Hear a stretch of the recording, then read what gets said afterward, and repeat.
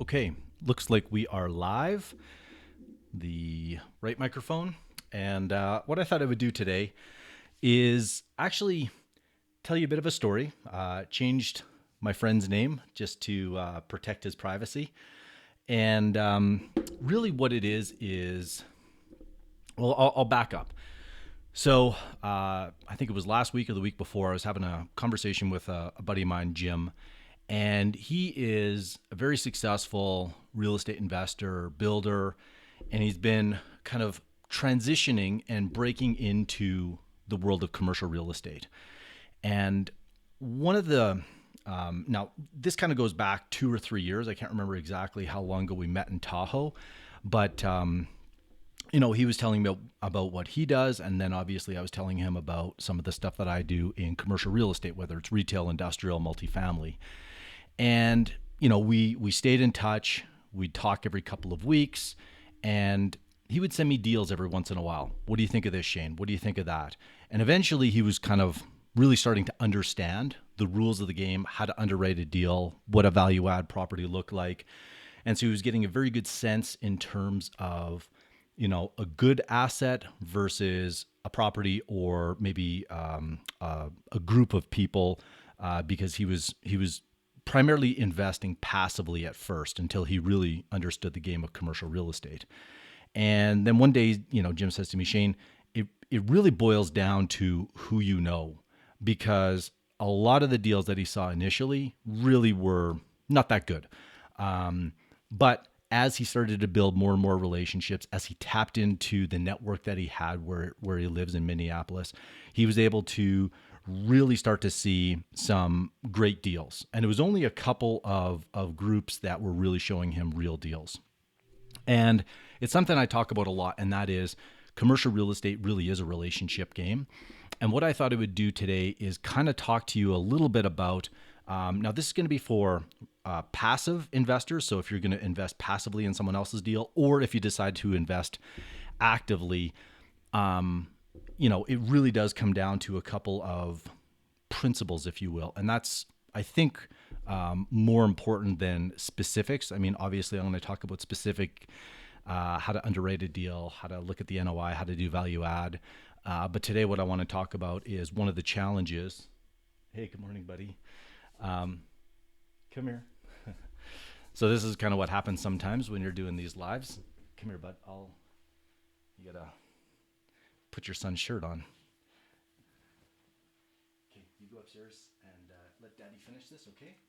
All right, bud. Thanks. Love you. All right. So apologize for that. My podcast guy will hopefully edit some of that out. Anyways, the story that I thought I would really share with you today was, okay, we're still live. So Jim had told me about a deal that he was working on investing passively in, and he was going to put a good amount of money into this. I'm not going to talk about the specifics, but it was a significant amount. And what happened was, I was asking him, hey, how's that deal coming along? And he said, well, actually, they squeezed me out of it. And I asked, we started to kind of go into the specifics, and I realized very quickly what had happened. And I'm not going to get into the politics because that's not really important. What I would say that would be maybe a key takeaway is the fact that when you're too far away from the decision maker, and so in this case, Jim was dealing with someone that was a little bit lower down in the pecking order of that company, still a principal in the deal, but not the ultimate decision maker. And so when you're too far away from that decision maker, unfortunately, what happens is, and I use the term old boys club because, the reality is a lot of the people in commercial real estate that go back 40, 50 years, they generally are guys. So not meant to be, make a statement or anything like that, because I know some people might take offense to that. But if you've been in the business long enough, that's how commercial real estate used to get done. So Jim and I started talking about what is his next step, right? He was obviously bummed out that he wasn't able to get into that deal because it was going to be, mid-teen returns with lots of upside. And he had kind of two options. He could go down option A, which is start to build a relationship with those principals, or option B, which was to really find deals on his own. And so he said, look, can you make some introductions? Can you put me in touch with the people that you've used when you were out buying, 700 units in Texas? And I said, sure, I'll put you in touch with my guy, Tom, sorry. And I'm changing some names and I'm keeping some names. They're the same. So Tom is a broker that I've worked with for probably 12 plus years, very seasoned broker. And I said, look, I'm going to put you in touch with him. And I'll tell you why I put him in touch. Jim, I put in touch with Tom. And that is, first of all, Jim knows the game now, right? He understands how to invest in commercial real estate, because some people will come to me and say, Shane, can you just make those introductions?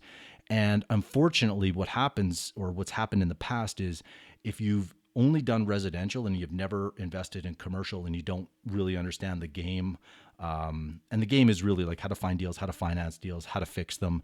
If you don't understand that at a deep level, generally what happens is you'll get frustrated very quickly, and you'll either get frustrated with the broker, you'll get frustrated with the process, and you won't follow through. And then for me, what happens is those relationships that I have with brokers, if I send people that are not qualified, that are not going to actually close on deals, Tom stops taking my phone calls. And then when I really do have an investor, someone like Jim, who's ready to pull the trigger, has capital, ready to rock, I've burned those bridges. And so unlike residential real estate, those relationships it's taken me 12 years to find one Tom in all of the US, so to speak. I have more than just him, if you will. But it is, people protect those relationships. And so I would just caution anybody that is getting into commercial real estate, take a little bit of time to learn the game. And you can do that through podcasts. Ideally, you want to really start to talk to people maybe in your city that are in the business, brokers, both on the lending side and on finding deals, lawyers, accountants, whatever it happens to be, and just immerse yourself if you're serious. And if you're going to go down the active route. If you're passive, then that's a different then really what you're trying to do is find people that have access to deal flow. And we can talk more about that maybe at a different time. So now Jim is plugged in and he's ready to go with Tom. And here's the other thing that I think is really important. When I made that introduction last week, like within 30 minutes, they had connected and they had already scheduled a time, and they've both followed up with me to say, you know what, Shane, thank you so much for that introduction. And so it goes a long way, because now it gives me confidence, and I don't need to be CC'd on every email. I don't need to know what's going on, but I'm happy to know that they have connected and that they appreciate that introduction. So if you do get those types of introductions, keep the person that made it informed, because it's, it just kind of goes a long way to giving confidence to whoever it is that maybe gave an introduction. So that was not something I was going to talk about, but I think it's important nonetheless. Now, I'm trying to think if there's anything else that I want to talk about. There was another story I was going to tell, but I don't think. Let's just see how long I've got here. I'm only at 9 minutes. Okay, well, I'll tell you this kind of quick story. So, this is something that happened maybe 3 weeks ago. And I think it'll also illustrate the importance of how to break into investing in commercial real estate and as an active investor, okay? Because, talk to you a little bit about Jim. Now I'm going to talk to you a little bit about another friend. I'm not even going to use his name here or pretend to change it. Anyways, he and I were skiing a couple of weeks ago. And he was telling me about a couple of deals that they were working on. And just to give you some perspective, he's doing deals like in the 8 and 9 figures, like way bigger than anything that I work on, which is nice, because then I get the perspective of what people at the next level are doing, so to speak. And anyways, he was telling me about the deal on Friday. On Monday, they had written a contract and they had it accepted, as far as I understand. It was either on Monday or Tuesday. So they went from introduction to under contract in about 3 days. And we're talking about like a mid 8-figure deal. And in the conversation, I'd said, look, if there's room, I've got investors that would be interested in this type of an opportunity because, frankly, it's a little bit different than the type of deals that I do. And the more and more people that are coming into my world, they're saying, "Hey, Shane, do you have access to this type of opportunity, this type of deal flow?" I'm not a quote unquote capital raiser for other people. That's not what I do. But for the right people, I'll make those type of introductions because once you understand that, because it is a relationship game, just because I quote unquote make that introduction, that doesn't mean that those investors won't still come into a deal that I have. Okay. And what's interesting is my friend actually made an introduction to a very kind of off the grid commercial broker. And that broker has already brought me 3 deals that I might end up doing. And so you can see this whole world of commercial real estate is very small. And I had not even considered me potentially helping out my friend in terms of saying, "Hey, I've got some investors, some guys with some deep pockets that would be prepared to invest in your deal if there's room," right? I mean, the reality is you guys have done this for a long time, and so maybe you don't need it. But if you do, let me know, and I can kind of make those introductions. And in exchange, and it wasn't like a quid pro quo. It wasn't like, okay, so Shane said this, now I'm going to do this for him in return. It just so happens that that's how things work, if you will. And sometimes it takes years for those type of things to come full circle. But when you start to take kind of a macro view and how can you help someone else, like if you're always thinking about how can you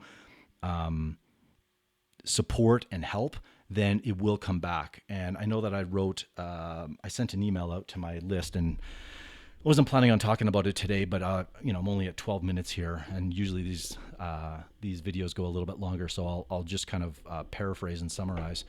And when I was away on this ski trip, what I noticed among some really heavy hitters, I mean, these are guys that are doing deals that are similar to my buddy, 8-9 figures. They're maybe worth a couple $1 billion, and what I found shocking was how helpful everybody was. And even though I was trying to contribute as best I could certainly tell that, where I could add the most value was things that maybe they were not doing themselves. Talking on podcasts like this, doing videos, content creation, helping you create what, like an OPN, like one of my mentors, Ryan Fletcher, talks about, your own personal narrative. How do you bring new people into your world that believe what it is that you believe? And so that was one of the things that actually some of the guys were actually very interested in.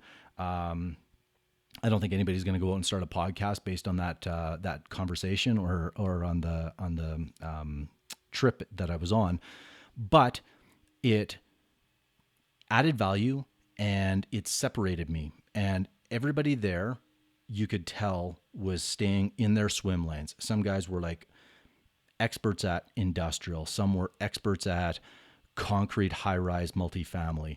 And I mean, literally, I was taking notes after, going on runs or, we were out for dinner because I wanted to be able to remember. And I mean, I probably have about 3 pages of notes.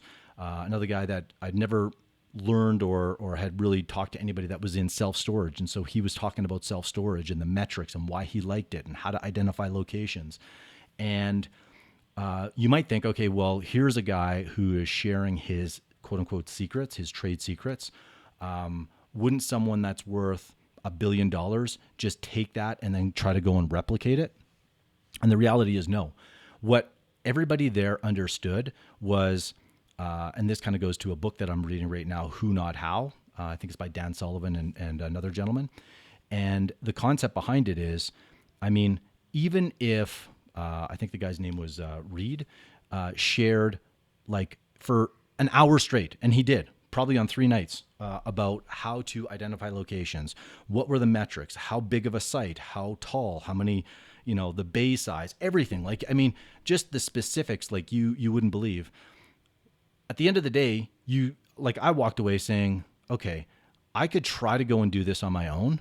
But the reality is when you're doing a 10, 20, $50 million self-storage, for example, or multifamily building or industrial, you're way better off to partner up with someone that has 25 years experience, because how much can you really learn in 60 minutes?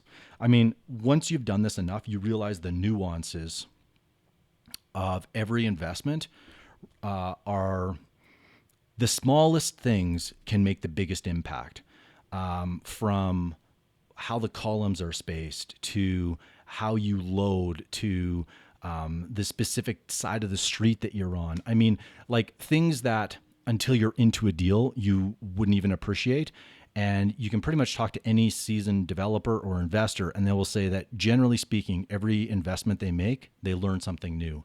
And so you can, like the new investor that I've at least, there's kind of a couple, right? So there's some investors that will basically try to learn it all and do it themselves. And there's nothing wrong with that. The challenge is you're generally going to learn some expensive mistakes. I say that based on my own personal experience. The second group, like Jim, like some of the people that were on this trip, they will find the who, and they'll surround themselves with people that are experts to be able to help them and avoid some of those mistakes. You're not going to avoid every mistake because, quite frankly, each deal is unique and different. But if you've got 25 years experience, you're going to be able to navigate those challenges much better than someone that has never experienced it, never seen it, never, has no context. So it's like every obstacle that comes up, every problem that you have to solve is something new. And if you're new, it's not uncommon to basically either do one deal or not even complete the first one, because there's just these problems that continue to stack up, and you just say, you know what, I'm out. It wasn't meant to be. When in fact, if you just had someone that was there, and it could be a partner. I mean, I've got calls with two people this week that are bringing me into their deals because I have a skill set that can help them either raise capital, help them put together an investor presentation, help them really underwrite the deal because I understand it. They look at it and say, Shane, I could pay you as a consultant or a coach or whatnot, or I could just bring you into my deal. Now I'm not suggesting that is the point of me telling you that is not to invite me into your deals, because I might do that on 2 or 3 people's opportunities in an entire year. So because it's just not feasible for me to get into 10 or 15, I get emails pretty much on a weekly basis, like, hey, what about this? Can you come into my deal here? I just don't have the bandwidth. So that's not the point. But if you can find someone that can either kind of mentor you through it or really guide you, I think that would be highly valuable. And trying to figure it out, the how on your own, is probably the longest and slowest way. And when you see the people that are doing it and acting fast, I don't know why I keep snapping my fingers, but what you'll notice is they are keenly aware of the right people that can get them to where they want to get to faster. So that was a big divergence. I'm going to bring it all back now. Hopefully this makes sense. And I'm going to give you a couple of takeaways. Okay, so number one, whether you're if you're going to invest passively, what I would say is get as close to the decision maker as possible when you're investing passively, because that's going to give you the most control, right? If you're talking to the guy or girl, because I've had some very successful women, one in particular, I think she's done over $1 billion. She's on my podcast. I think I'm not sure exactly which one, maybe episode 94. Now, if you're talking directly to that individual, very high chance that if they tell you you're in the deal, you're in the deal. Okay, so that's number one. Number two, people need to know that you have capital to invest. This is how I see deals. This is why I talk about having investors that want to participate, right? Because if you think about the big picture of real estate or even commercial real estate, there's finding deals, raising capital, and executing, okay? The execution side of things typically is my team, right? I'm going to oversee them. But finding deals and raising money, those are the two things that are very difficult to outsource. And so if people know I have money, deals follow. And the better the deals, the more money that follows. And so you get this network effect. It's why I have a podcast. It's why I wrote a book. This is a little bit behind the scenes, and we're not going to go too deep into that today. But if people know that you have money and that you're looking to invest in commercial real estate, that's kind of one of the first steps. The last one is understanding the rules of the game. Okay. So Jim, because he understood the rules of the game, I felt comfortable introducing him to my network, right? One of the things that, even with my buddy who I said, look, I've got some people that might be interested in your deal, he quickly switched from that'd be great to tell me about them, right? How old are they? Where, what are their return expectations? Have they invested in commercial real estate in the past? And the reason for that, it's not because they're trying to be difficult. It's because the people that are investing at a high level typically don't have big investor relations or IR teams on payroll, because they know that that's just an expense. They are focused on execution and finding new opportunities. And so the last thing that they want is to spend a few hours every day talking to an investor to appease them and say, yes, we're still working on it. I mean, commercial real estate is a long term, like it's playing the long game, right? It's not like the stock market, and you can't get in and out of a commercial property in a day. And so if you've never invested in it, first of all, syndicators like myself and others that are raising capital are going to be, they're going to take that into account, right? Because they're going to want to make sure that you have proper expectations. And it's for both sides, right? For you, if you're a passive investor, and obviously the syndicator on the other side, because the last thing you want is to kind of butt heads because you thought it was going to be a 12-month in and out, double my money. And the person that's doing the development or the investment is saying, no, this is a 5-year deal. Yeah, we'll probably double our money, but here are the risks, because there's always risks. And if you don't properly understand those risks and how hard it is to actually execute on these deals, then you might get frustrated and you're going to want out. And then it's going to be, a bad decision for you and a bad decision for us. So understanding the rules of the game, having proper expectations before you come in, I think is just so key. Now, if you are maybe new to this is the first time you've listened to this podcast, or you're watching this on Facebook or the video afterwards, maybe that I'll upload to YouTube, and you want to kind of learn the game a little bit more, then what I would say is, let me see, I've got it over here.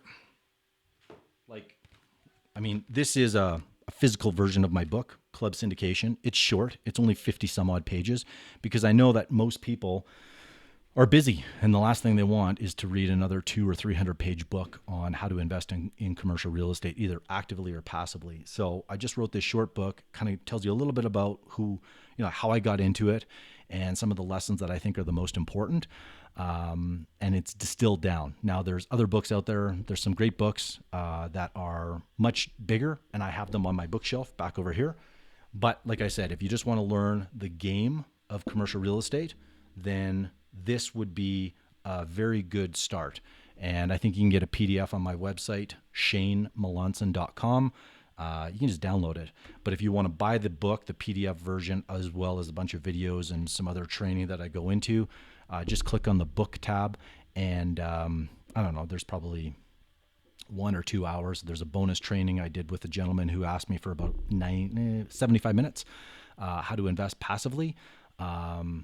That is only available if you actually purchase the book. So not a pitch to get my book, because like I said, you can grab it free. But that's all I got right now. Hopefully this was helpful. I know I kind of went off on a couple of different tangents. I tried to impart as much as I can with respect to lessons that I've learned, whether you're active or passive, because if I kind of distill it all the way back to when I first started, it's to help investors avoid making mistakes, right? So Jim getting squeezed out of that deal Is that avoidable? Yes, I think it is. Is it going to happen? Like, can you avoid it 100% of the time? Absolutely not. I mean, there's never, at least in my experience, like hard and fast rules. There are principles that I typically try to follow, but in most cases, markets are fluid and you're dealing with people, and so it's very difficult to say, well, every person's going to act like this. It just doesn't happen. People will do what it is that they think is in their best interest, and hopefully you're dealing with investors that have your best interest in mind. So that's it for now. Any questions, by all means, you can post them below if you're watching this Facebook Live. And we will see you next week. Bye for now.